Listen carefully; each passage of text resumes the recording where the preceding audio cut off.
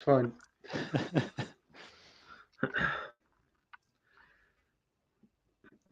Hello, ladies and gentlemen. This is a very special sort of Sport Tank episode. Not too many interviews where we just have, uh, someone special on, but we have today. We've got Brett Rosenbaum, and it was like his CV is too long for me to sit here and just say Brett is this, Brett is that. But this sort of comes from I'll shout out Beth Pilkington, who sort of got me in contact with Brett, where I sat down with Brett and I did an interview to be put into a written piece, and I'm sure that Brett won't mind. It was far too interesting of a piece to simply be written down. As far as I'm concerned, it had to be um, done like this.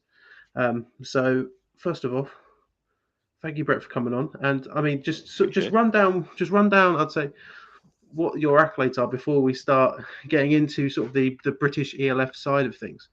Sure. So in terms of the game, I got involved back in, I think it was 95, 96, under the old Pathfinders team under the Milton Keynes Pioneers, which was an old Britball team. Played there for 2 seasons. It was flag football, but it was 11-a-side semi-contact, which meant that you could go and block people. No one had any helmet or pads, but you could go block people, and to tackle them, you just take the flag. So that was brilliant. I played fullback and linebacker, and yeah, there's a lot of injuries in that. I mean, don't go giving people ideas now. Like, know. we've got one thing to talk about. But yeah, did that for 2 years, and through that process, my good friend at the time, quarterback called Luke Smith, his dad connected up with the London Olympians youth, who were London O's at the time. That was being run by Rick, Tony, Jerry Anderson, a lot of the people involved with the old London Monarchs setup. So joined their youth team, played alongside Aidan Durdy in his last youth season. Played alongside Marvin Allen, and Jerome Allen at the time was a little kid, who are now obviously part of the Warriors setup, and played that for 2 seasons. Got into the GB youth squad under Rick and Tony and Steve McCusker, who was the national team coach for the Scottish Claymores, now O-line coach with the Danish, I want to say U19 team. So he's still in the coaching game. Went to Team Europe. Team Europe was being coached by Jeff Reinbold, who's now joined Hawaii, University of Hawaii, was in obviously the CFL. And I remember my last memory of him in person was that he shouted at me for missing a block. It wasn't my fault. But what happened was that I got injured. 2 D linemen come through, 2 big German D linemen from Dusseldorf Panthers, broke my leg. And from then, I suppose, fell into the backwater, as it was, for a year. Went to university, Loughborough, didn't enjoy electronic engineering, went to Staffordshire the following year, played there for 3 seasons. That was back in the days where you could literally have ringers on your team. We had a guy do basket weaving one season. It was quite fun. And after that, after university, then I did a master's at Loughborough again, and that's where I saw one of my old teammates, Martin Xavier, who runs the Alpha uniforms based out of Finland, and he kind of sparked the idea in my head to go play in Europe. So he went to Turco Trojans, and I kind of looked around, met up with another guy, Rick Hennessy, who was out of the Sheffield Hallam. And through him, I then got connected up to Lubeck Cougars in GFL 2. And then I played in the States in the Arena Football League 2, which was kind of like the international pathway that you get with the CFL. But this was a much, much tighter monetary budget, shall we say. Head coach got fired on the way to a game. That was a memorable event. On the way to the game? On the way to the game, yeah. Unfortunately, sorry? How'd you get fired on the way to the game? Well, yeah, you don't win games. That's it. Oh, okay. Yeah, fair enough. That'll do it. That's basically it.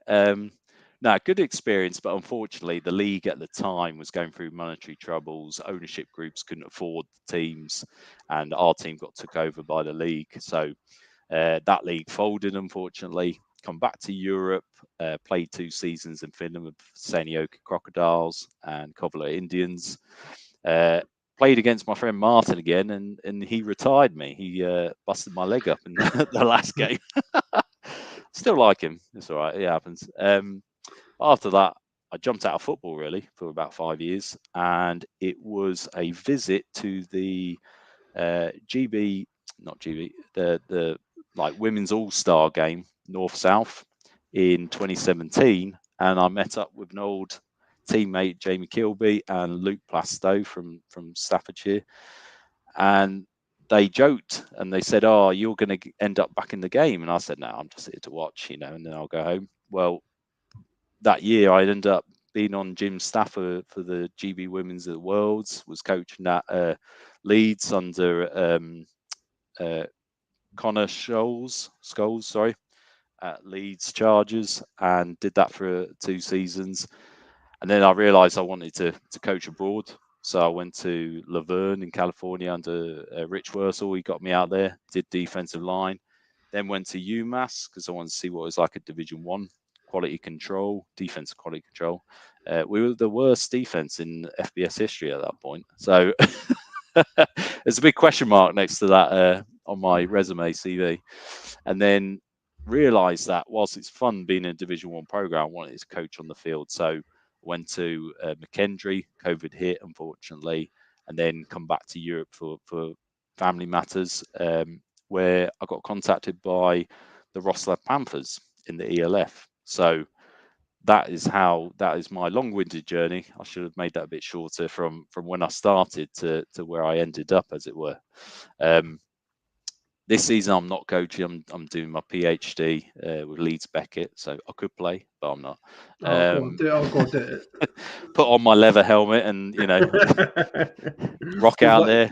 You're block, one barra with my elbows up.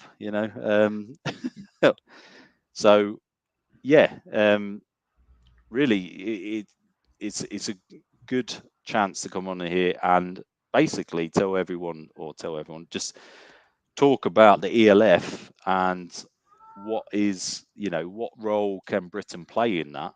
What opportunities are there for players and coaches, and what can the future bring to the league? So that's me in a nutshell. So you see people who are watching them will watch this back. Very interesting man. There you go. That's why I had to give him the full introduction.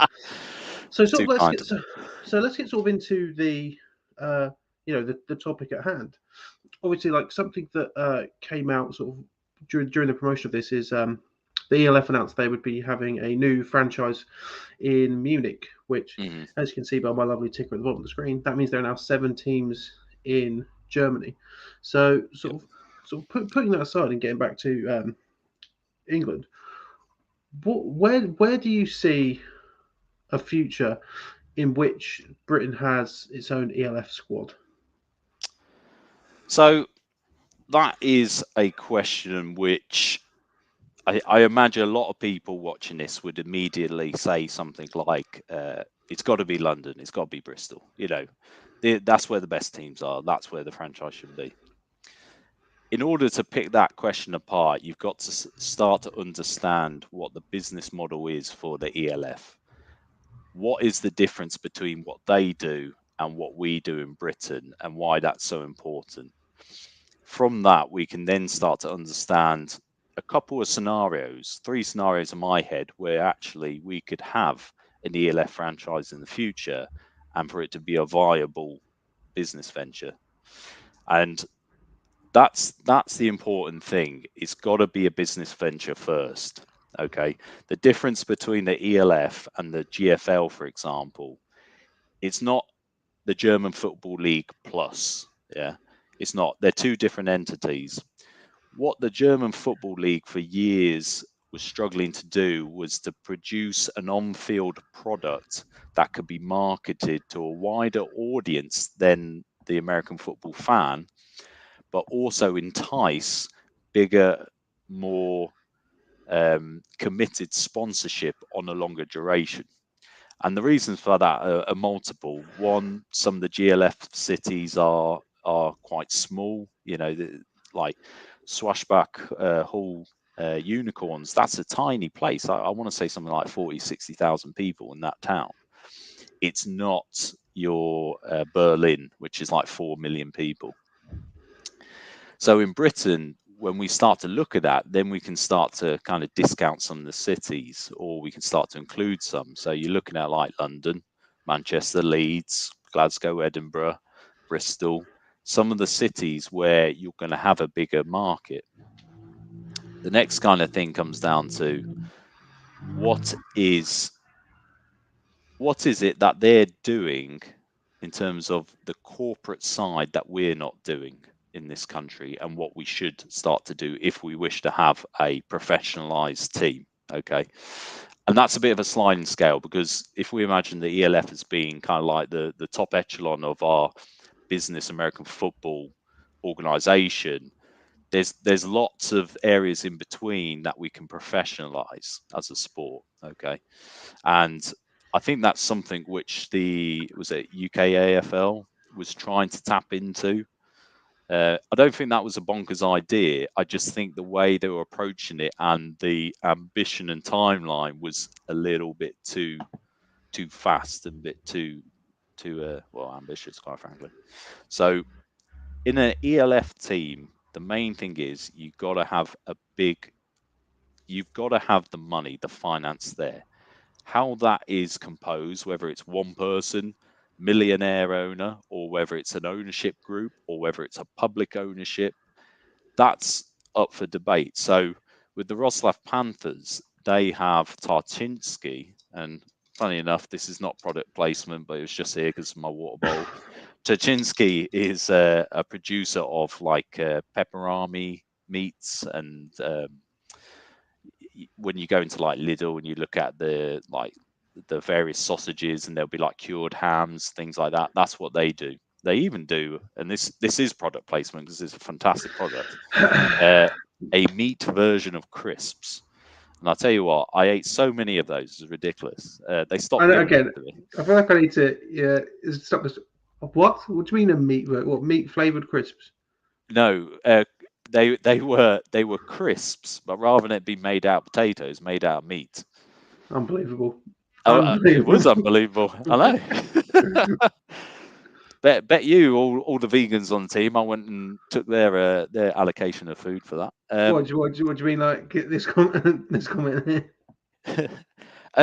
Do they have a vegan version? They do, of their pepperoni sticks, and they're not bad actually. Yeah, I know they're cornering the market. Stop plugging Tachinsky on my. I'll just go get my. Sorry. Get his sponsorship money.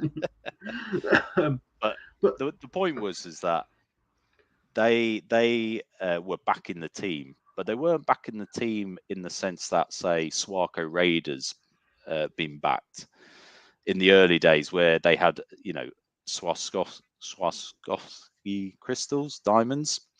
You know, they could just plow money into that organization, but Swarco is the Innsbruck Raiders are a legit business. But the reason why Taczynski backed Wroclaw Panthers was from day one, they were a team that formed from a merger, Wroclaw Giants and Wroclaw Crew. They said from day one, we are going to treat this as a business, and football is going to be one of our products. Okay. And that's really important, because I've seen mergers happen, come and go. I've seen teams try to have multiple sports offerings. So like an American sports club, you see that quite often in Germany, where they have American football, cheerleaders, lacrosse, baseball, something like that. But they never seem to have this kind of corporate identity, branding, PR, social media machine that I saw at Wroclaw Panthers.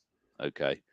And it doesn't come about by accident. They actively from day one sought to create this business entity.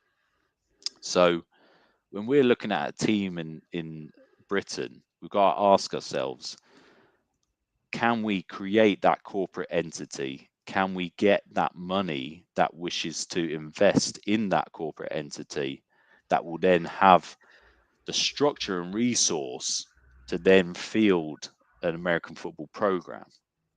And I think if we're being honest with ourselves, I currently can't identify a team in Britain that has that structure to the level that the ELF would require. And that's not saying there isn't good work being done in Britain. There is. There's a lot of volunteering, great volunteering. There's a lot of people trying to build, their identity for their team.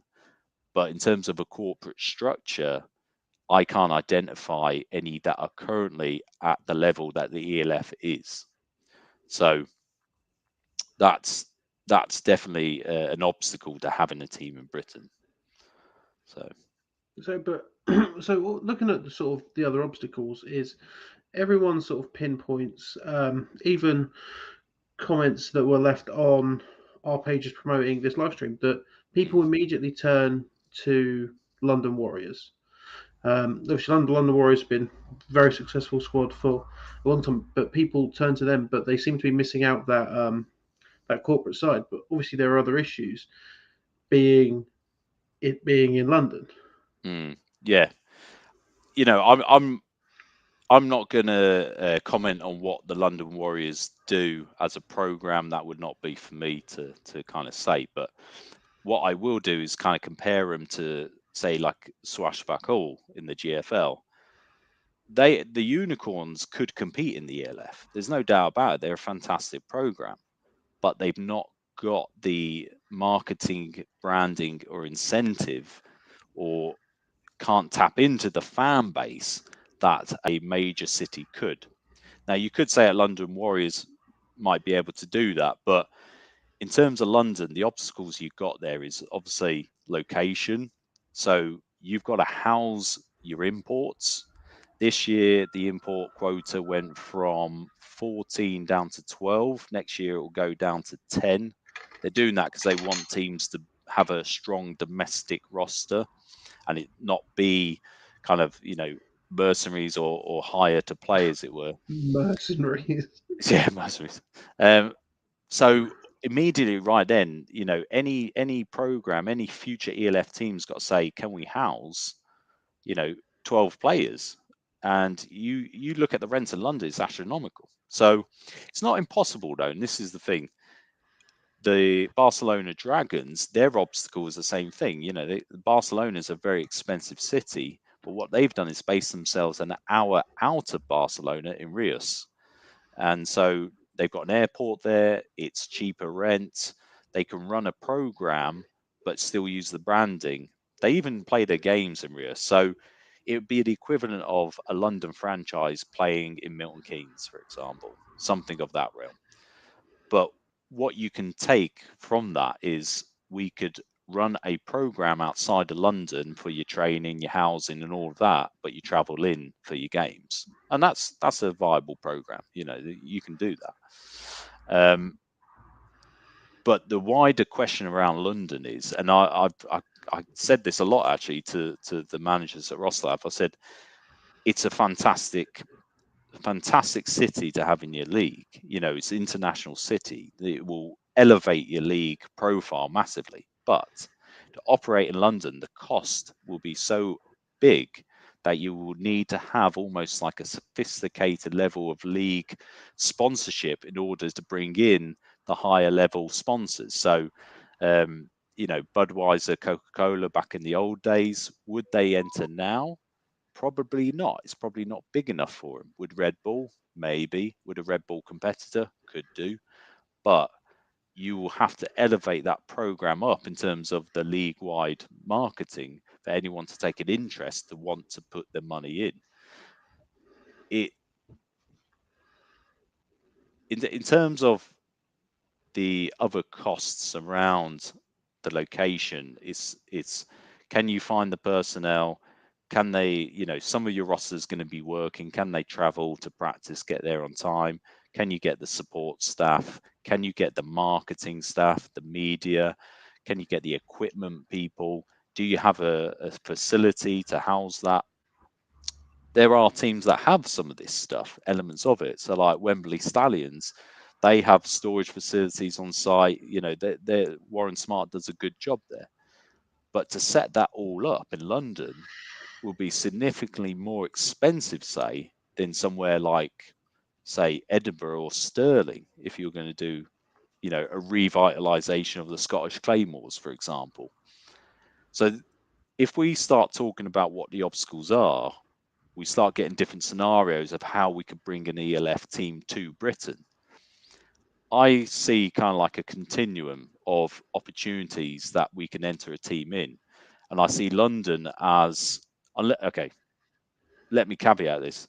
If a millionaire steps in and says, here's the money, let it roll, it will happen. Okay. It doesn't matter what scenario you've got. But assuming that we have to build to get the interest, to get the investment, a London team will benefit when the league is going from a novel, niche concept phase to an embedded, you know, growth proven league. Okay, they're not at that stage yet. It's only the second year. If in say 3-4 years time they've got sufficient growth, they've got markets around the world in terms of viewership, and they say to themselves, you know what, we can now get the significant interest to have a London franchise because of the investment opportunity that wants to join, then I can see the London franchise happening. Whereas with a Scottish Claymores franchise, I think because the running costs are lower, you could actually get that franchise up and running quicker than a London one. And you do a similar thing. You might base them outside in Edinburgh, say at Stirling University, it's a big sports university. I think the branding is somewhat stronger than what the London Monarchs was. And that might be a controversial point, but you got to remember the London Monarchs become the England Monarchs. They had to change it up. They weren't quite getting the people. They moved their stadium out to try and capture a bigger market. Whereas the Scottish Claymores, you know, they were the last of the British teams to be franchised over to Germany. I want to say they become the Sea Devils, Hamburg Sea Devils. Apologies if I got that wrong. But I think with that franchise, you got an international city, Edinburgh. You got lower running costs. You can still access the full base of British players.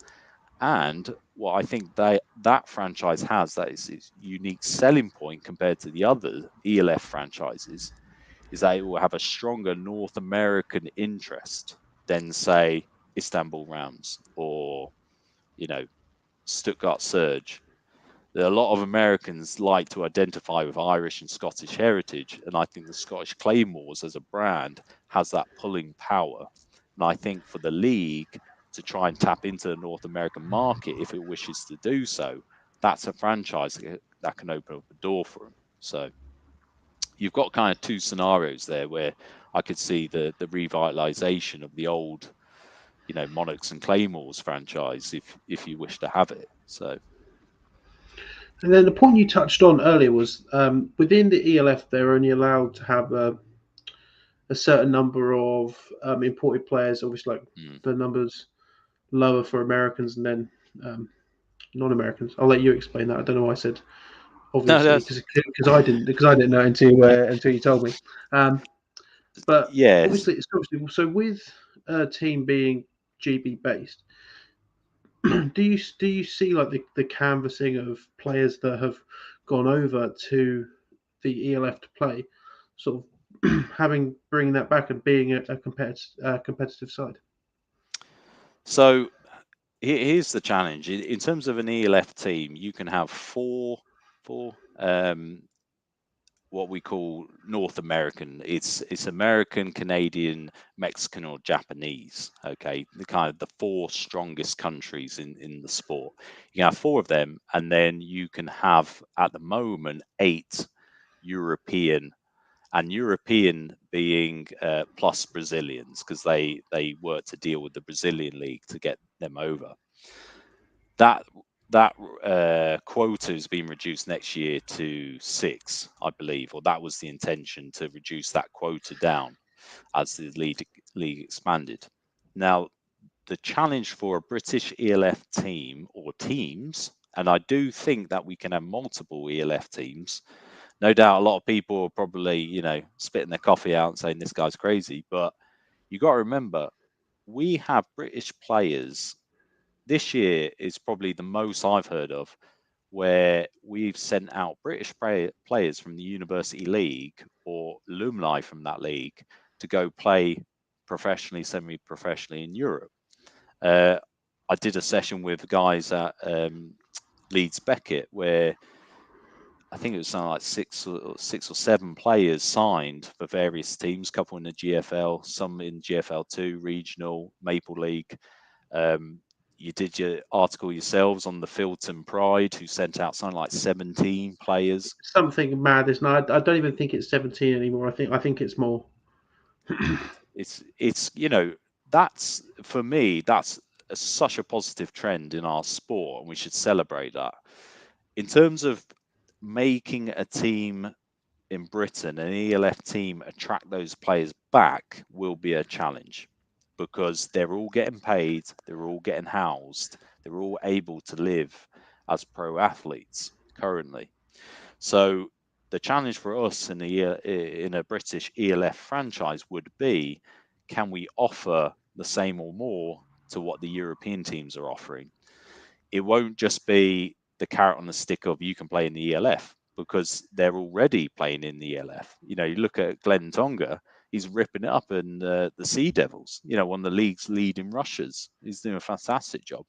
There was Eubank, I think it was a lineman. There was Drew, who was at Frankfurt Galaxy last year. You had this year, he's now left though, Johnson, the running back, British ex-rugby player who was at Istanbul Rams. You've got a whole bunch of guys already playing professionally. So in order to get them to come back, I think you are going to have to offer salaries or payments. So again, that's another cost. That's another obstacle to setting up an ELF team. I think you will get a proportion of guys who just want to return back to the UK. They want to get married or set up careers and whatnot outside of football and play. So you're going to get a number of them. But attracting all of the talent that's currently in Europe is going to be a challenge, definitely. So with the Istanbul Rams, or like in the discussion which will be posted, you said something. The Istanbul Rams, their sort of system for their league was sort of intertwined with their university. The same way UCL Dublin. Is it UCL Dublin? UCD, yeah. They UCD.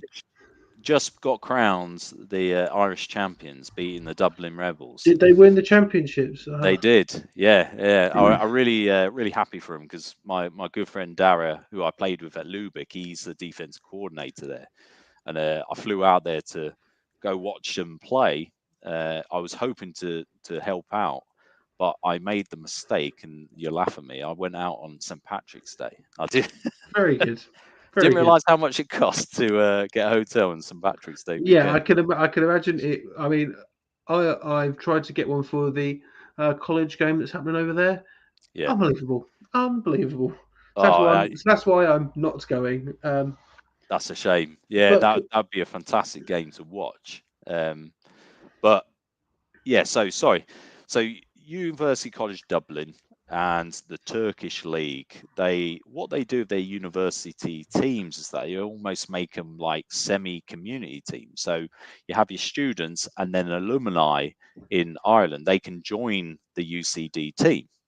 Now in Turkey, some of them do that, but others, they essentially base their community team at the university, use the branding, use the same players, coaching, and all of that. It's been a really good model for Turkey, because their league's developed massively, and the Istanbul Rams grew out of that model, where the university and the backers, it's called KOC family, they, they're big philanthropy, get the words right, and they set up a professionalized system. So they were bringing in paid coaches, they were starting to bring in imports. And from that, then they won their domestic league, and then they started to play in the CEFL, which is the Central European Football League. And this league's been going actually for quite some time. It's like 10, 15 years almost. But they've not quite had the product or the money that the ELF have had. But they've tried to do a similar thing, but it's more of a tournament format as opposed to a league format. But what was quite interesting about the Istanbul Rams is that they played in that, they cut their teeth on international competition, and they started to play Swarco when Swarco entered that league for a year or two. So in a sense, it was like a dry runner pilot for the ELF. You know, they learned how to travel abroad, they learned how to play against good competition on a more frequent basis, and they managed to then understand what level of professionalization and money it would take to compete at the ELF level. What they've done is that they've kept their Turkish league team and their university team, and then added the ELF on top. Vienna Vikings and Innsbruck Raiders, they've done the same thing. So they've got Austrian Football League teams each, and then they've got their ELF teams. And what's quite interesting about that is that I say Swarco, it's Innsbruck Raiders in the ELF, but Swarco was kind of the sponsors for a long time. They are not as strong in the ELF as what they were in the Austrian league, and their second team is not doing as well as Vienna Vikings' second team. So in terms of longevity player base, actually Vienna Vikings is the stronger franchise long term. And plus Vienna is, you know, the old European imperial city. It's got the Danube Dragons, who played against the Vienna Vikings in the Austrian league final. They've got so much talent on their doorstep, plus the international draw being Vienna itself, beautiful city, that it plays into their chances for being one of the strongest teams this year, and they might even win it this year in their first year in the league, which is, you know, phenomenal, really. So tying that back to the original question, how the Turkish league and how UCD are growing their program and supporting their domestic leagues is that they're capitalizing on the frequent recruitment you get out of university teams. You've got a stable set of facilities that you can use with sometimes reduced costs. Also, you've got an established brand. Okay, everyone knows, you know, let's kick out some brands here. Birmingham Lions, you know, that's an established brand. Everyone knows it. UWE Bullets, you know, Filton Pride. We all know these brands. So it's a weird thing in the sense that actually some of the stronger corporate entities in our sport are the university teams as opposed to the adult league teams, which might kind of, you know, shock some people or surprise some people. So in terms of like professionalization of our domestic game, even if we didn't have an ELF team, there's ways in which we can actually start to up the scales. You know, we can't get imports at the moment because of rules, but actually we get imports in a sense with the university teams because of scholarship athletes. And that's phenomenal. You know, I watched the final in Nottingham this year between UWE and Notts. Probably, I think, one of the best British American football games I've seen in 2 decades. 100%. Yeah. 100%. Absolutely. Best game I've ever seen live, and that includes going to the NFL. Unbelievable. It was brilliant. I just hope they get a bigger stadium for next year. You know, there's the appetite for watching that final. It was brilliant. So yeah, it's the solutions that we're trying to find for our leagues exist in the other, you know, other countries. There's some example we can take to improve our domestic league or professionalize our league or seek to become a country that has an ELF franchise or franchises. And we shouldn't hamstrung ourselves with what's happened in the past. I think we need to shake that.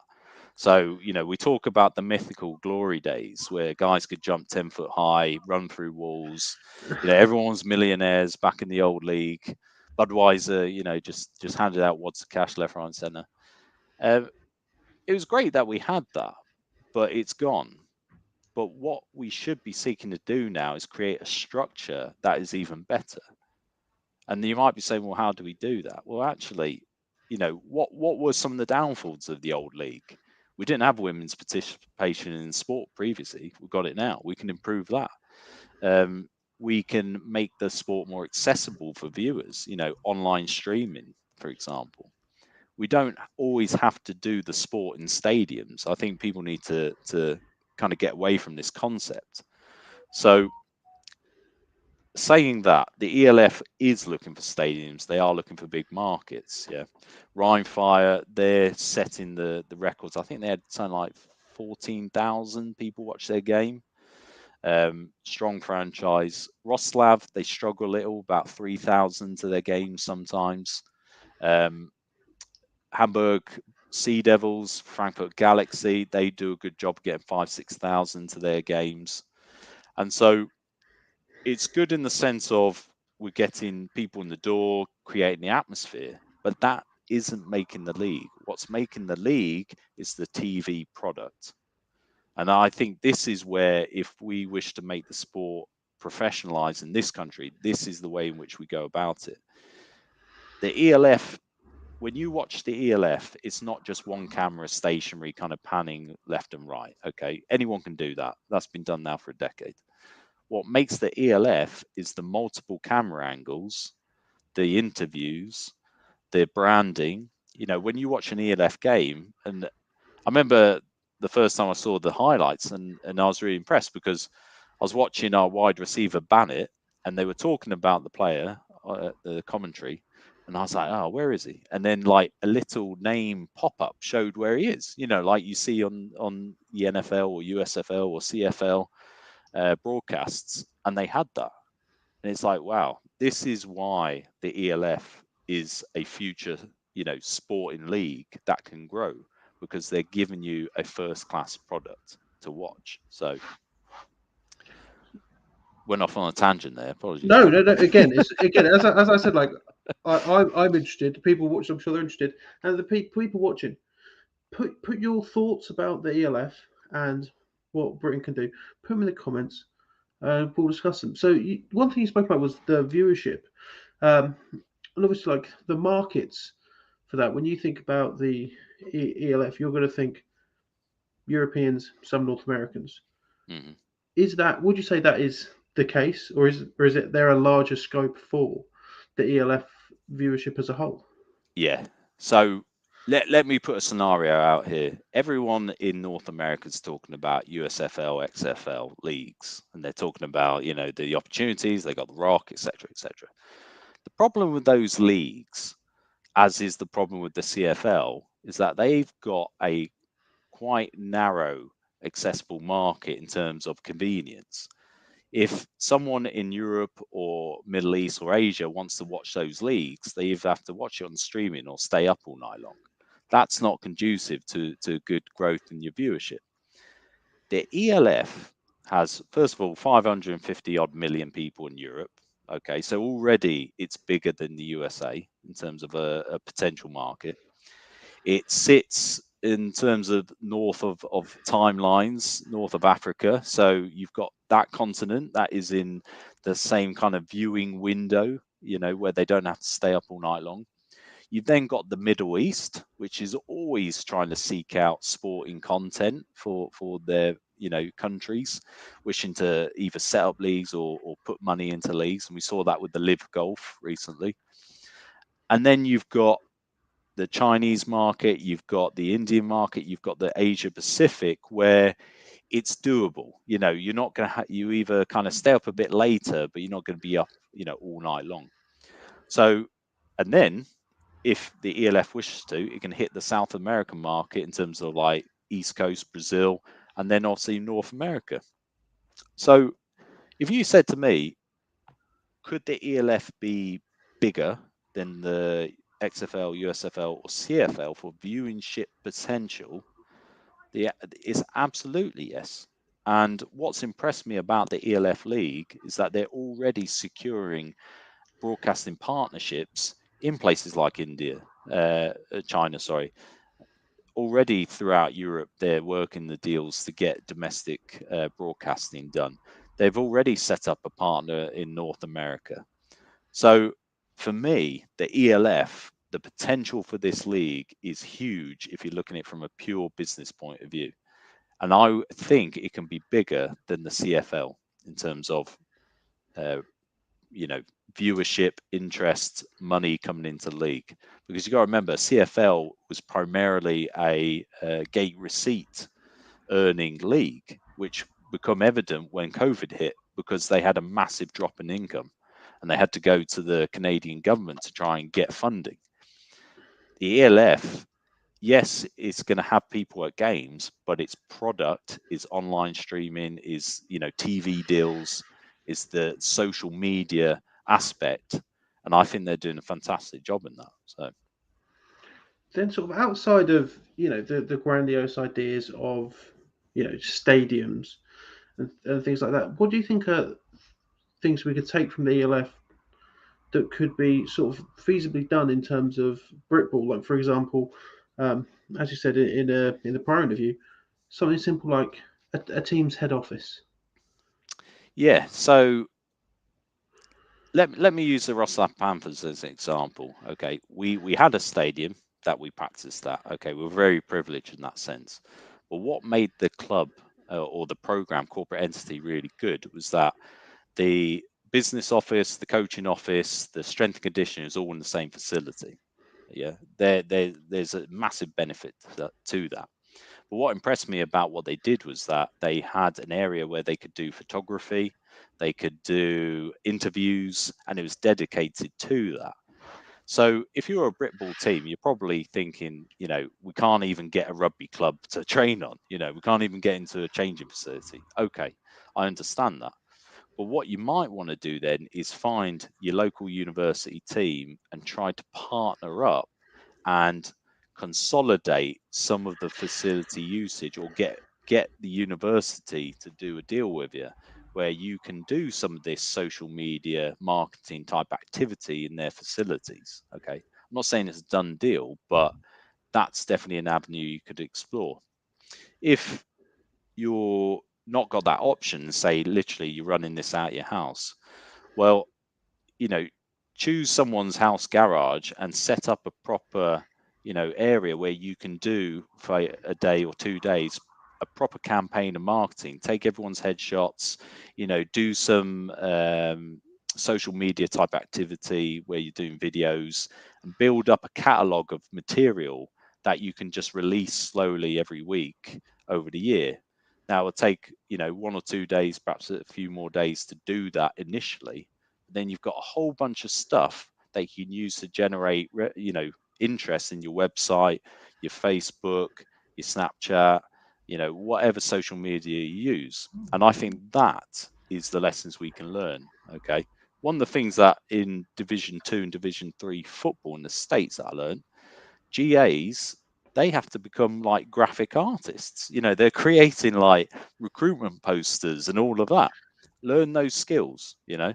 Or if you're not wanting to learn those skills, then, you know, make the investment, get it paid to be done properly and professionally, and then you can tweak that, you know, amend it, but it will give your team such a professional outlook that when someone new sees it, it will catch their attention. They'll see that you're serious about the sport, and I think that that would be a big boost for a lot of clubs. That social media approach, a structured social media approach.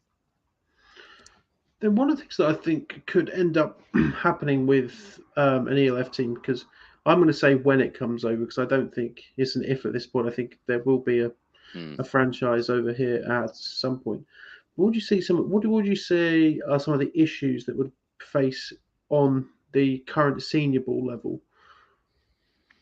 So I think it. First of all, it's these an ELF franchise or franchises can work together with senior league teams and with the governing body. Okay, it doesn't have to be like a combative relationship. What was interesting in Italy with the Milano Seamen, um, which is a terrible name, by the way. I'm just going to say it's a terrible, terrible name. I was trying not to laugh I because know, I know. I'm unprofessional. People were spat like Coca-Cola over the table when they heard me say that. All right. What was interesting about the ELF and the Italian Football League, which was what they rebranded their league to, was that in the first year of the ELF, the Italian league come out in quite a combative way, and they banned their players from playing in the ELF, and they said you're not allowed to operate here. That was a bit of a shame because there's a lot of good players who could have played last year, but the Italian league and the ELF started having discussions, and they come to an agreement. And that agreement essentially is, we wish to have a franchise in your country, but we're not here to destroy your domestic league.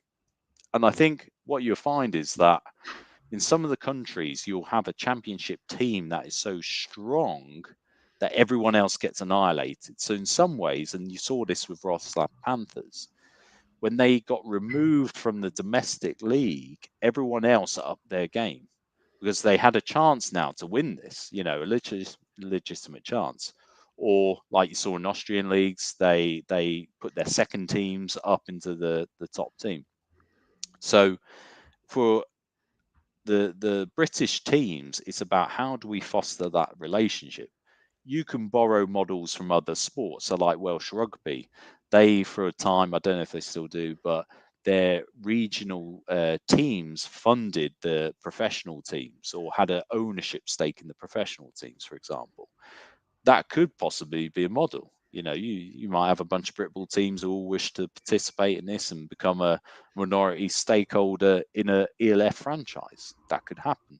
Or you could have an agreement like the Milano Seamen have got with the like Milano Frogs. I don't know what the other team in that area is called.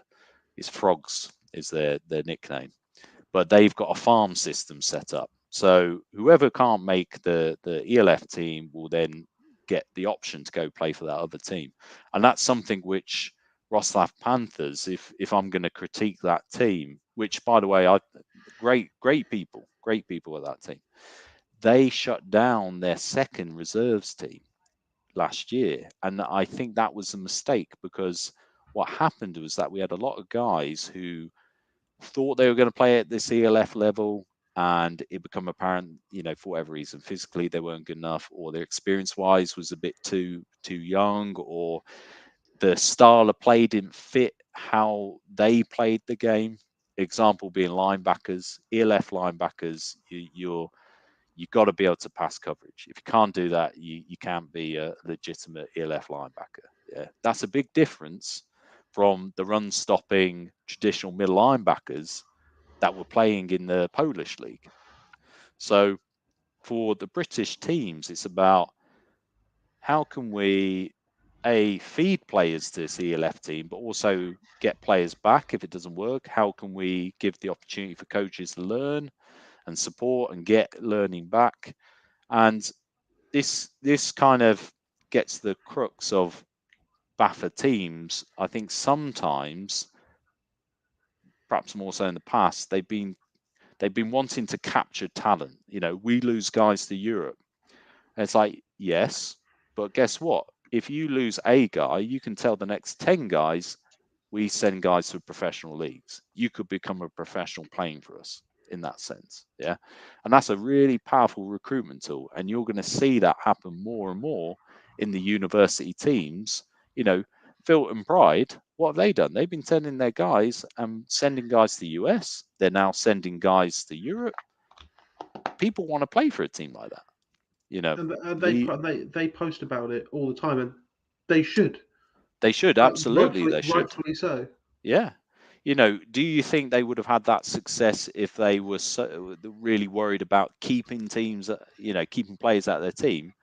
No, they wouldn't. What they know is that the flow of talent will increase exponentially if they can send guys on to professional and bigger and better places. And that's what I think we need to help the British teams realize. It's not easy. If you're a team that is a Division 2 and you're barely getting guys together for your games, and you're getting injuries, that's kind of scary, and I understand that. But if you partner up with a premier team, you set up a farm system, this can help everyone. So I think that's something we need to explore, and the ELF is just another extension of that model. So we've spoken about players a lot when it comes to ELF squad over here or in general, but the coaching side of it, how would you see like the coaching side of a British ELF team go? that's I feel like you're dangling a carrot there over a cliff. And Hey, it's hey, like, give us some names. No. Okay. So here's the thing with coaching in general, and this is going to sound really cliche, and for all the veterans out there who might listen to this, sorry. There's a difference between the best coach and the right coach. Yeah, the best coach might have the knowledge, might have the pedigree, the experience, but the right coach is a coach who can fit into a group dynamic and improve the overall expertise of that group. Okay, I'm not the best linebacker coach ever. No, nowhere near it. But for Jim, I fitted into that system at the time with the women's GB because I knew Jim, I knew the defensive line coach, I knew the mentality of the players. I was right for then. Yeah. There were numerous better linebacker coaches. Absolutely, there were. But were they the right coach? So for an ELF team, it's about what are the right coaches for that? Well, actually, the right coaches are a big mix. You're going to have some of your British born, British bred coaches who have coached in the university league, the adult league. There will be some of those. There will be some foreign coaches, probably out of Germany, who will know the competition, will know potential players that we can bring in. Because remember, a British ELF franchise, you've got 6 to 8, depending on what the quota is next year and years after, of European players that you can choose. So you will get a German tight end, you will get a Swedish linebacker, you will get a Spanish defensive back to come in and play because they will be the best guys available at the time. And I think that the right coaching staff will have a coach or coaches who have that European experience. Might be some British guys like Jack Farr, who's at Rostov Griffins, Charlie Overy, who's at Cocker Eagles in the Maple League, James Anson, who's in Hamburg Huskies, Lee Rowlands, who's at the Berlin Adler, long-time Swarco Raiders offensive coordinator, British dude. You might try and entice some of these types of coaches over here. And then I think you'd be remiss not to have an American coach who may have CFL, Division One experience or NFL experience. Okay, that's the trend. Ryan Fire brought in obviously Tom Tosula. The Barcelona Dragons have got their offense coordinator and head coach. Name escapes me, but he was out in the States, coached at Potsdam Royals. Got to remember, Potsdam Royals got David Soul, British guy, coaching there. So it'll be a mix of coaches that you're going to have in that. But crucially, and this is the part of an ELF franchise people haven't quite realised yet, even in the league, you need to have a dedicated director of recruitment and personnel. What they're doing at the moment is the coaches are going on Euro players where, you find import players. Europlayers.com is not a plug. It's just for any potential coaches or players who wish to see what opportunities there I'll are. let you have that one. I'll let you have that one. I don't get paid for it. I just want people to have the opportunity. But what these coaches are doing, they're trying to recruit at the same time as coaching, and the coaching's escalated in terms of time to a professional league.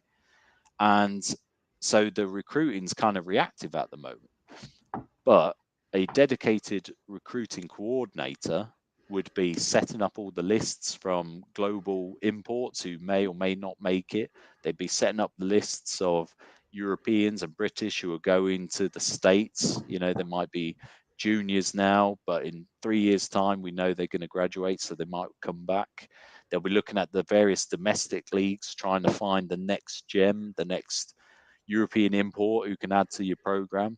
And that is a position which needs to be set up in every ELF team.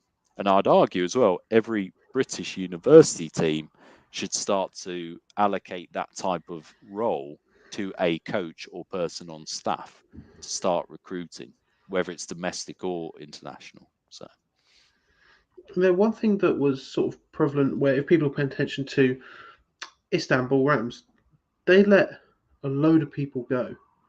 And yeah, do you think that that's going to be like a troubling factor in terms of of the people's, league yeah, and interest. Yeah, definitely. I'm glad you pointed that out, because this is where the ELF as a league as a whole needs to watch out. Okay, they've got the first year or two of everyone being excited about the league, but this year I've seen definite trend in cutting players, and then like you mentioned, Istanbul Rams, Rhine Fire releasing like 4 to 5 coaches. You don't want to have a league where you can't pay everyone to do that kind of stuff, but everyone's scared to join because they don't want to be left without a team. So you might see the real scenario next year where some established players go, you know what, rather than get the possibility of being cut in the ELF, I'm going to go play for a GFL team and be guaranteed a season. And so I think they're at real risk of that. With coaching, this is kind of an eye opener. I think that British coaches need to understand.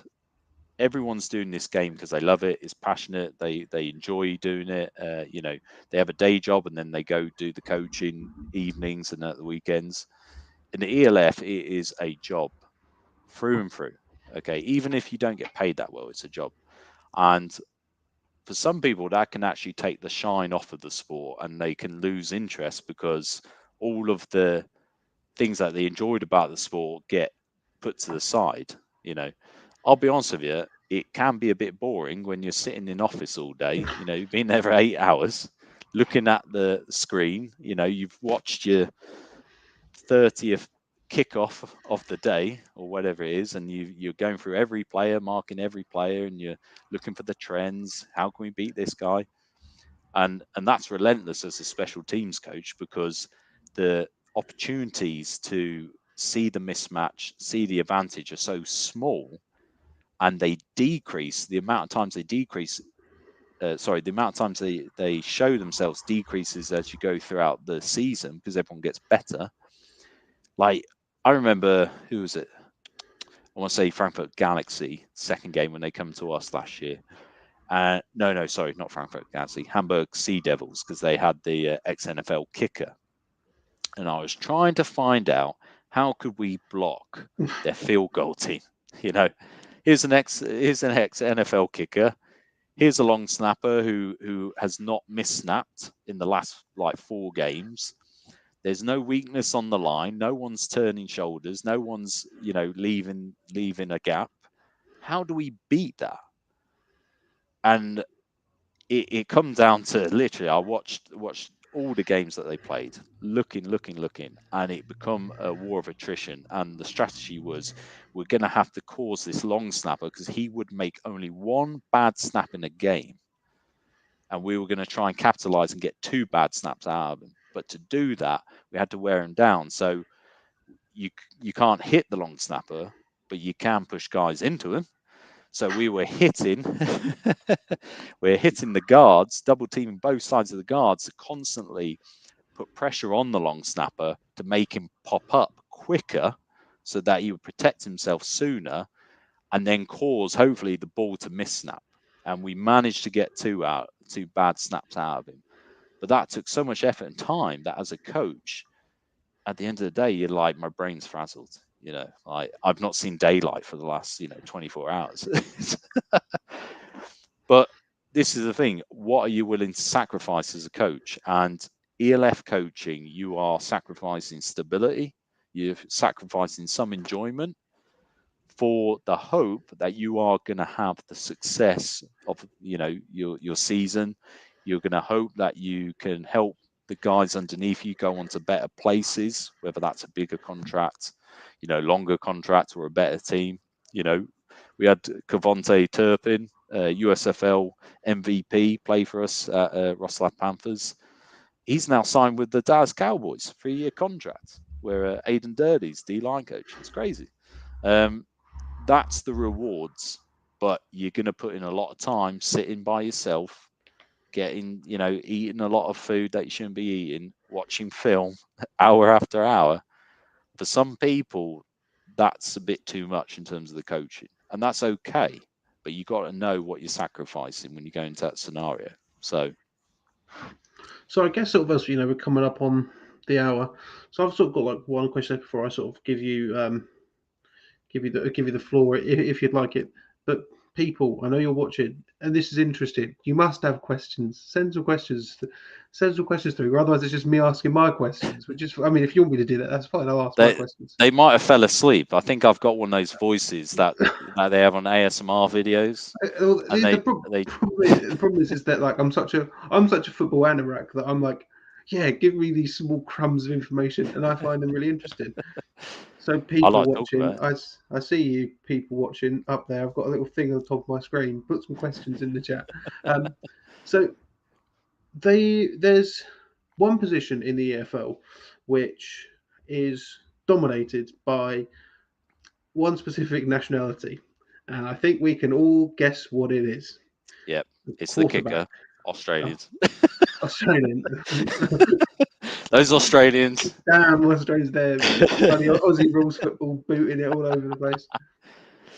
Sorry, God. Um, the quarterbacks, they're American. Hmm. They just are. Like, can you see that like becoming a problem, or do you even think that there's a case for you know non-American quarterbacks to do well? Obviously, over here, especially obviously in the university leagues, kind of imports in Mm. the senior league. Yui Bullets, their quarterback, American last year, won the whole thing. Mm. Um, but can you see that changing? And can you see that becoming an issue?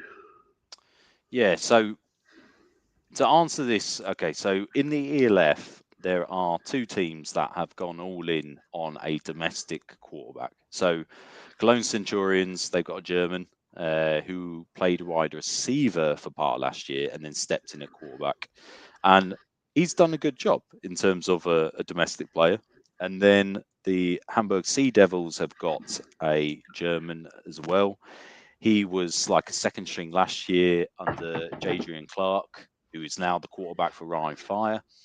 And the German quarterbacks are doing a good job. Okay, you got to remember the German league has had imports for almost like 25 years now.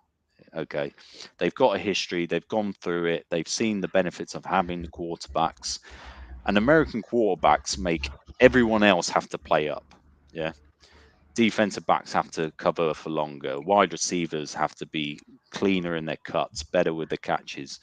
Offensive linemen need to protect better because you can't afford for your expensive quarterback to get hurt. So what this does, it raises everyone's level up, but then you reach a scenario where do you become dependent on them? Yeah, and I think that's probably the crux of the question. The Austrian league, they become dependent on American quarterbacks for a long time. Okay, they didn't develop their domestic guys for quite a while, but then they realized that, and so they started to up the ante in terms of youth football, and they are starting to reduce guys. It's not impossible for non-Americans to play, non-Americans, i.e., non-American or Canadian, to play in the ELF. Istanbul Rams went in on Aaron Stegman, who's the Australian. Okay, he actually played in the Japanese X League, which is definitely comparable, maybe a bit better than the ELF.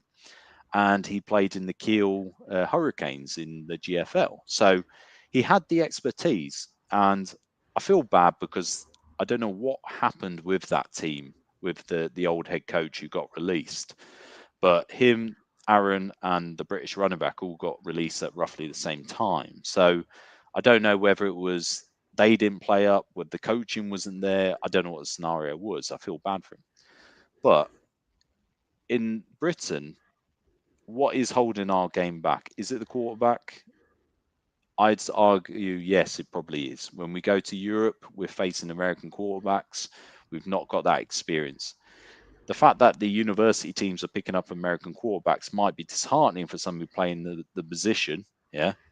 But learn from them, learn from these guys. They won't be there forever.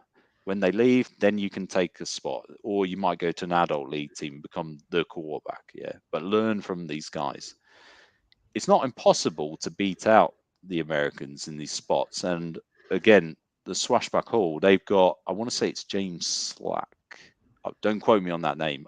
He's a British guy, designs Adidas football cleats, as I saw on a Very video on nice. YouTube. Yeah, it's quite interesting. But he's been at that program now for a couple of years. He's earned the trust of the German team. So when their American went down with injury, he stepped in and he won games for him. You know, he's building up his resume and the trust in him, and I definitely, I'm sure he'll get another shot. You know, I think for us in our league at the moment, it's if we use Americans, what's the best way to use them to scale everyone up, whilst also ensuring that we're getting our British quarterbacks to learn from them, so that when they do get their shot, whether it be in Britain or in the European team, that they are, able to go out there and produce. I know that sounds a bit waffly in terms of the answer, but I think at the moment where we are as a league, in terms of what we're producing on the field as a product, it needs the American quarterback to come in and play. So we have actually got questions now. One of them is simply, "How's it going?" From James, member of the Nottingham Caesars. Big up the Caesars. There you go. Just going to get that in there. There you Thank you, go. James. Got it.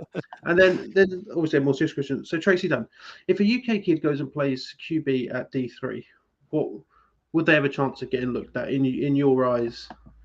In at at the college or in okay, so let's say both right, scenarios. let's go both. Yeah. So in Division 3 in the US, it's a real mixed bag. Okay. They are really trying to recruit as many people as possible.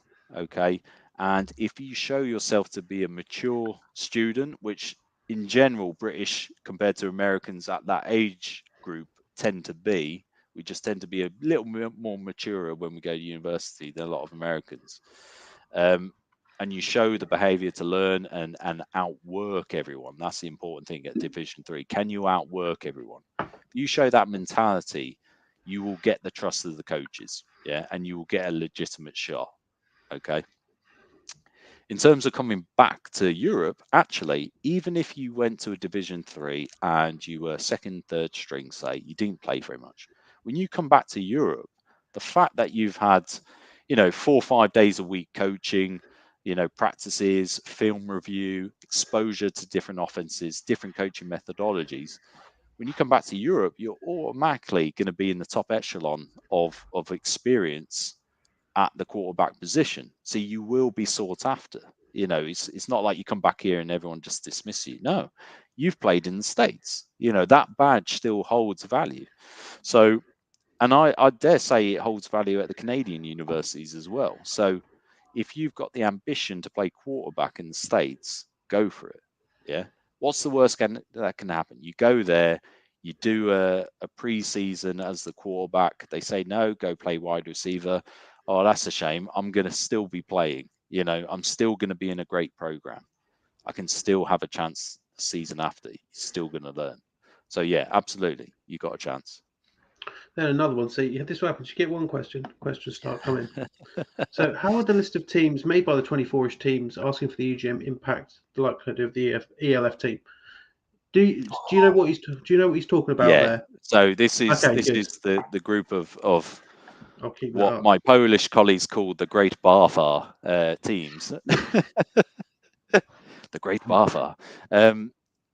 So I think this is born out of a positive place. Yeah, I don't think this is like the old British Senior League schism of circa 2005, 2006. I want to say there was a time back then, about 15 years ago, where the league almost split from the governing body.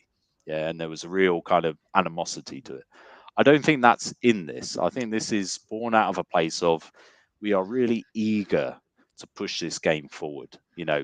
Work with us. Here's the feedback. Part of that, though, I'd say to the 24 teams is understand the role of the governing body, in the sense that a governing body in other sports doesn't always run your leagues. They do all of the umbrella stuff, the well-being, the safety, the development, grassroots development. They don't actually run the league. Okay, so I don't know. I'm guessing at this point, I've not properly been involved with British American football a lot over the last decade. But I'd assume that the model they're trying to move towards is more of that generic governing body model. In terms of an ELF team, look, let's be honest here. The Swiss team, they held a bit guard. I didn't see that one coming. Really didn't. The Swiss league is so-so. It used to be really good a decade ago with Calanda Broncos playing against Swarco. They kind of fell off the horse a little bit, but they got the money. They got the backer. They've got that. That's what the league needs. The league, when they talked about Milano Seaman, they talked about what's your management like, what's your technical facilities, i.e. media, branding coverage, what's your support staff like, what's your finances like. What's quite telling about that statement, and you can see it on the ELF website, they didn't mention coaches or players.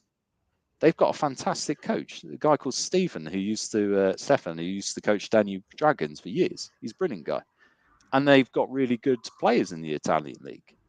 That wasn't mentioned in that sentence. It's all the sport structures. So, no, I don't think it's going to impact on the prospect of an ELF team. What I think that those 24 teams should ask themselves is, regardless of what conversations happen with the Great Bartha, what can we borrow from the ELF ourselves and increase the level, and then at some point, future discussions with BAFA will happen in whatever form. I don't think it holds back the 24 teams from professionalizing structures. I don't think it affects the prospect of an ELF team. So, well, I don't want to be putting words in Jake's mouth here. Hopefully, Jake, if you're still watching, you can sort of clarify. One of the points that was made within the statement of the 24 points that were put forward to BAFA was the introduction of allowing imports. Do you think if senior teams would start allowing a certain number of imports, would you say that would affect the likelihood of an ELF team either positively or negatively? I think it would be positive in the sense that you're showing ELF management that we can house, manage, and run a team with imports in, and that's not something to be underestimated. So, Wroclaw Panthers, a decade's worth of experience in having imports, but only like one or two every year. They themselves, with their structure, and it's very corporate structure, they got admin people, they got managers, etc., struggled somewhat at the start with having 14 imports. That was a learning curve for them. You got to house them. You got to go to IKEA. You got to buy all your bed sets. You got to, provide food. You got to provide uniform. You got to make sure their insurance, travel cards, set them up with a bank account. I'm just gonna do that. Oh, okay. Right. I'm happy with that one. Thank you, Jake. Yeah. So that's the challenge, and to be honest with you, to those teams that want to have imports in Britain, I'd say it's not easy. It's not easy at all. You can't scrimp and save on things like bedding. I was furious when I found out one of my linebackers had like a mattress that was like that thin. I said, this is a pro athlete. He needs to sleep. He needs to recover. He can't be waking up, coming to practice tired, can't be having aches. He's forever going to have the physio. And they listened and they sorted it. They got his bed sorted. That's the degree to which you have to go when you got imports. My own personal experience, I won't name the team, but a team in a Nordic country, they made me travel an hour on the bus to get to the gym. And it's like, look, I got to get to the gym. I got to get back. I got to watch film. I got to then go help out with the youth practice, and then go practice myself whilst eating, recovering, sleeping, because you have to do that as a pro athlete. I won't use pro athlete that often. But you've got to be able to make it as easy as possible to access these facilities. That's why Wroclaw having the gym literally round the corner from the office, the guys would go work out. You know, the tight end Igor, who's now with Barcelona Dragons, he'd asked me to shoot footballs at him. I fire 100 footballs on the jugs machine at him in the gym. You know, these are small things that seem inconsequential, but having that facility on site made all the difference. So when British teams are wanting to have imports, it's like, hey, first of all, you got the cost. Yeah. Secondly, is the guy going to behave? Yeah.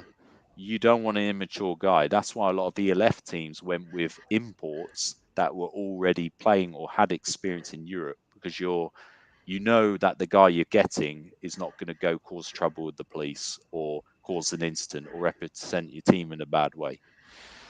Then, you know, you're hoping the guy don't get injured, because if he gets injured, you know, you can be one of those teams that sends him home, but you'll get a bad rep straight away. Or you have to keep the guy and, you know, and he becomes a coach or whatnot, but then you have to get a new guy in, or you don't, in which case you're at a disadvantage. So there's all of these things. For the senior or community teams in Britain, look at how it's being done in the universities. How are they managing these scholarship guys? Because they're the closest thing we have to imports. Yeah, in Britain, talk to them. What's the troubles you have? Do you have to acclimatize a guy? How are they coaching and leading your domestic players? You know, what? How do you approach them with problems and issues and manage them, as opposed to the rest of the guys in the squad? I think that discussion will either incentivize, but also will help guys realize how much of an obstacle it is actually to have imports. Yeah, it's an investment you're making. So And then again, I probably won't keep you much longer, but got to represent the boys from the from the season. So, I mean, he with this one, he is right. Obviously, he won't argue against the likes of the Warriors going into the ELF. Can we consider professionalising this sport when teams are potentially pulling out of playoff games? Obviously, yeah, there's no potentially about it now. The Surge have pulled out of their game, their playoff game with the Highland Stags. Obviously, like right, if you're the EFL, ELF, looking at the British League, mm, this isn't the first time this has happened this year. Obviously, the university teams are slightly different, but there was mm, I believe, two playoff games in the Uni League that just we're not playing them for yeah. whatever reason. But do you think sort of the more unprofessional side of Britball could be casting a bad light to the ELF, or are they just looking at it as look at the size of this untapped market? Let's try Mm. and sort something out. So to address this question, I suppose look at Barcelona Dragons, right? The Spanish league about a decade ago, thereabouts, a decade to 15 years ago, had a lot of imports, well respected in Europe. And then over the last decade, it kind of fell off a cliff. Like Valencia Firebats, who are a big, strong team, they fell into like Division 3 in Spain. Badalona Drax, they had some success in European tournaments, but not a lot. And it become essentially a bit of a backwater in a lot of ways. Yeah. It wasn't until COVID hit where they were the only league playing that everyone kind of went there and played. You know, it was quite surreal. So if the ELF was judging them with the same lens of what they would judge Britain, then no, I don't think the domestic issues, if they are issues, let's say challenges that we're going to overcome. Let's be positive. Um, I don't think the ELF would use that as a way to discount a franchise, because London is a huge, huge market, regardless of what sport endeavor, whatever you're doing. Yeah, it's almost oversaturated. You can do anything in London, any sport, any leisure activity. You know, go to a theatre, go play volleyball, whatever. That's too big of a prize for ELF to pass up. Edinburgh, same thing. You know, Edinburgh, Scotland, great branding opportunities. North of England, Manchester. You know, people know Manchester, Manchester United.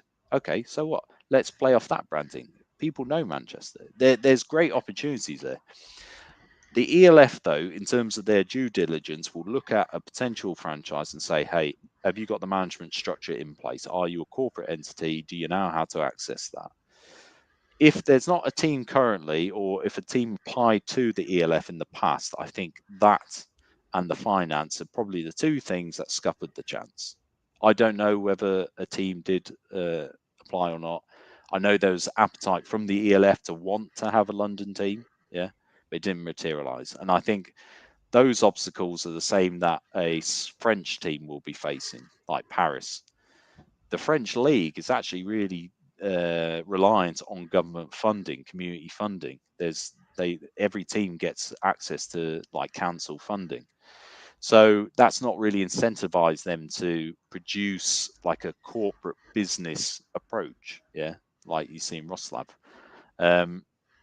So obviously, if the British domestic league was more professionalized, so we say like rugby was in England back in the early 90s, where people would go to stadiums, watch the teams, professional coaches, professional sports staff, but the players weren't paid.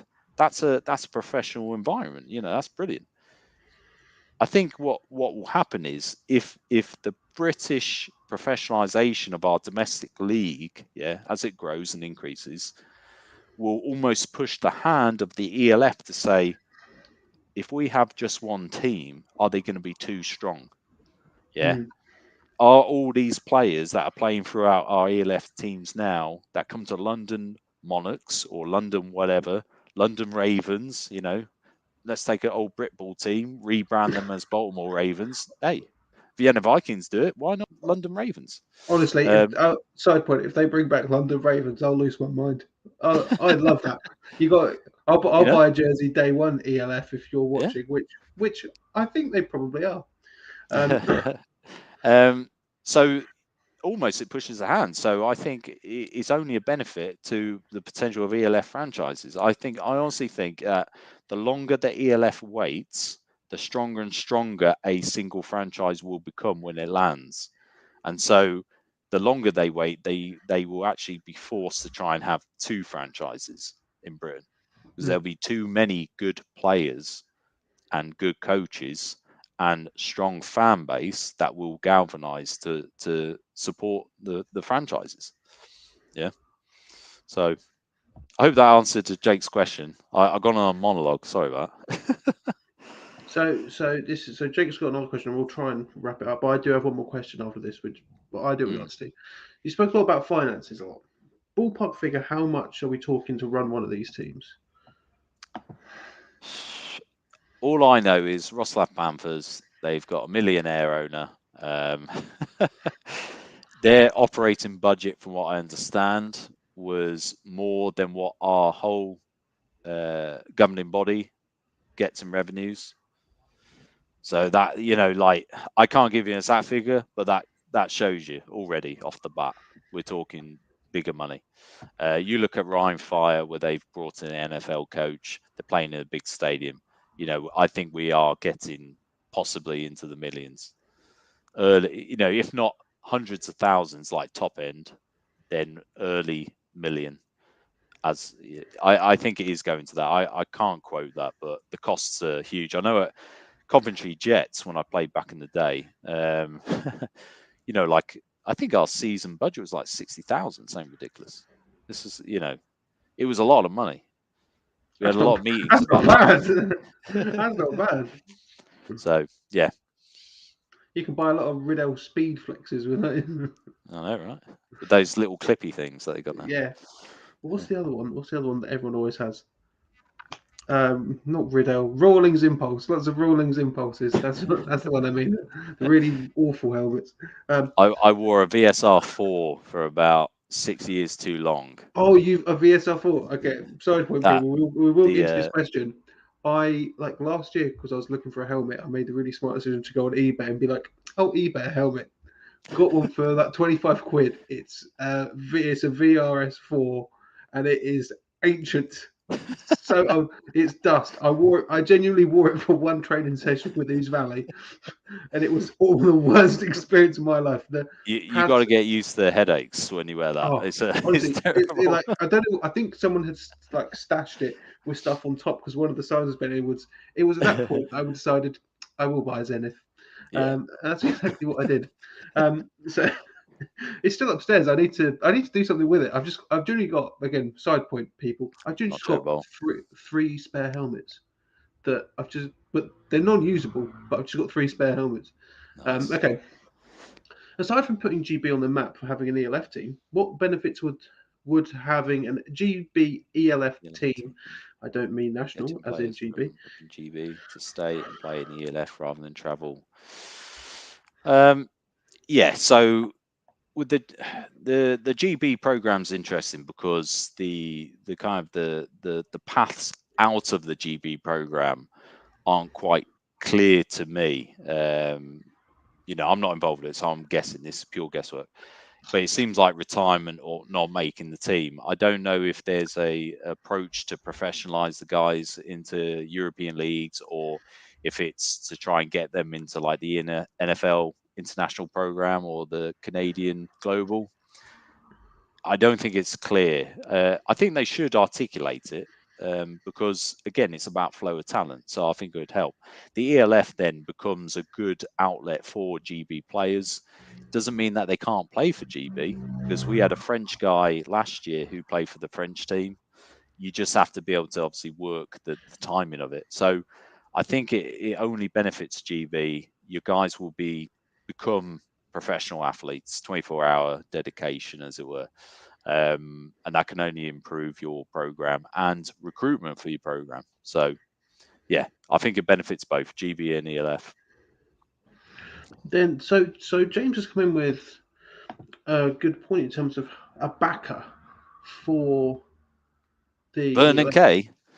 No, I'm gonna tank that one right now. I got beef with Vernon K. I told Vernon K one time on social media back in the day when I had a hashtag Brett Stuff.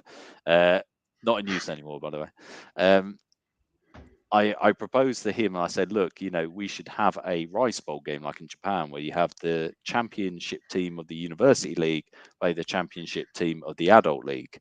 And Vernon Kay gave it the big old, oh, Warriors win everything. I was like, well, it's not that simple, mate, because you don't have imports. So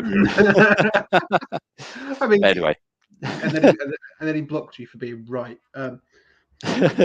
But Yeah, in terms yeah. of a Sorry. backer, we don't need names like Vernon Kay because we've got better names. We've got British guys who played in the NFL. We've got the running back who played for Miami. Name escapes me. J. Don't at me with the Miami facts. I know. Yeah, well, you'll know better than I. We've had a number of British-born players who've gone and become NFL stars. NFL players.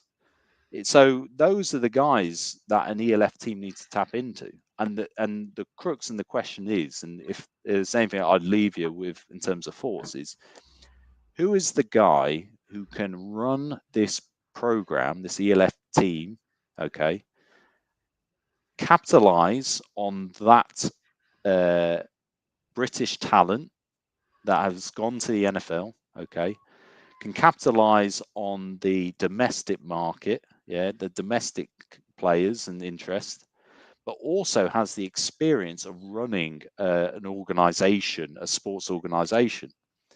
And in my head, I've got one guy who would be on top of my list that I would go to, and that guy is Jason Brisbane. Yeah, he is ex NFL. Yeah, San Diego Chargers. I believe it was London Blitz back in the day when he first started out in youth. He ran the NFL UK grassroots program throughout the country, so he knows the market. Okay, and he is now the CEO for GB Wheelchair Rugby, I believe it is. So he's got in terms of experience, he's got all of the things that an ELF franchise would be looking for. And I've only met him once. I've heard a lot about him and things like that. I met him once, and he genuinely is probably one of the few people where I meet and I think, this guy's impressive. I like this guy straight away. I don't really like people. I try not to like people, but he he was a guy who I thought, you know what, he's going to go somewhere. So if this gets out to ELF, if it gets out to Patrick Essam, anyone involved with ELF at that rank, Jason Brisbane is the guy who can make an ELF franchise happen. He can galvanize all the support. People like him. He's got the experience. He knows what it's about being a player. He knows what it's about being in a professional environment. And I think someone like that is key to making it happen. So then, sort of with that, have you got any other sort of closing thoughts on it as we, hit the hour and a half mark, which I didn't think we'd get to be honest. I don't want to take up any more of your evening. Sorry, yeah. No, first of all, appreciate everyone who's watched this and listened to me. I've got a very monotone voice, so well done for hanging in there. I think the ELF as a league has the potential to be huge, and huge as in bigger than CFL for numerous reasons that I said before. I think Britain can be a key partner in that. What we have to do is shed any kind of traditional thoughts of us against them, siege mentality. No, the ELF league is about cooperation.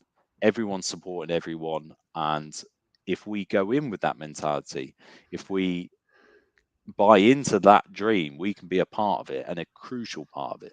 We've got the talent. We've got tons of talent. And I love seeing the amount of guys go to Europe. We've got tons of talent in coaching. I love the fact that they're reaching out to guys in the US. British coaches in the US, always happy to talk to British guys here in coaching realms, guys and girls. Let me caveat that. Say guys for everyone.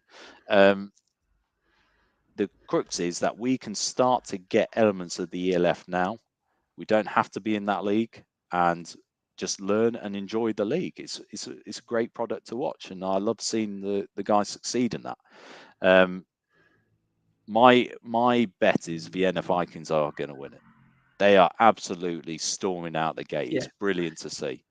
I don't often buy stuff of teams in European leagues, but they generally make me want to go buy a jersey. Which for me, I'm very tight with my money. Yeah, I think they're going to win it, and I think as soon as British people realise how good that league is, we'll want to get into it in all forms. Then, ladies and gentlemen, with that, we got people saying thank you, which is always nice. But yeah, with that, ladies and gentlemen, thank you very much, Brett, for coming on. It's been interesting. I hope everyone else finds it as interesting as I do, and I'm sure that there will be people who will watch and listen to this back. But thank you very much, Brett. Thank you very much for everyone who watched, and let's get an ELF franchise over here. Come on, what we doing? Absolutely. Thank you very much. Appreciate it. Cool. Thanks, guys. Thank you. Oh, you got one more. Oh, okay. Bring back Brett's stuff. Okay, yeah. I'll get mugs with it. There you go. He's confirmed that. All right. Thank you, everyone. Thanks. Goodbye.